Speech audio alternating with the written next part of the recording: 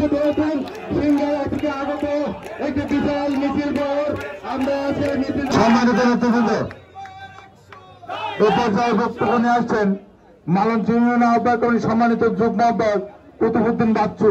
সময় 1 মিনিট। বিসমিল্লাহির রহমানির রহিম।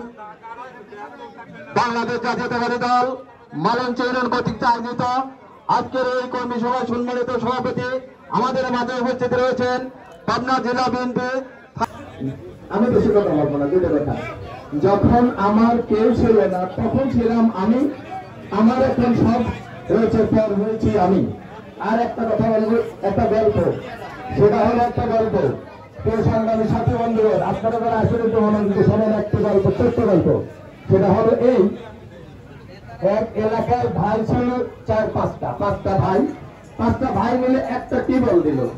দেওয়ার পরে বললো যে, বড় ভাই বলে দিল যে এই টিউবওয়েলে যে পানি নিতে আসবে 1টি করে টাকা নেবে।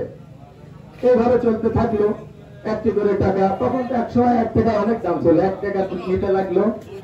নিতে জনগণ বিতৃষ্ণ হয়ে গেল, তো কি অবস্থা, পানি খাবো টাকা নিয়ে। তারপরে কেউ ওই ভাই মারা গেল। মারা যাওয়ার পরে এখন চিন্তা করলো যে তো মারা গেল, ওর তো বদনাম, আর এটা ধরতে পারতেছি না, তো পানি টাকাতে খাইছে, মনে ভালো আছে। এরকম অবস্থাতে লাগলো। লাস্টে ছোট ভাই বুদ্ধি করলো যে বড় ভাই করে দেখতে হবে কি 2 টাকা করে শুরু করে দেন। লাস্টে কি করলো, 2 টাকা করে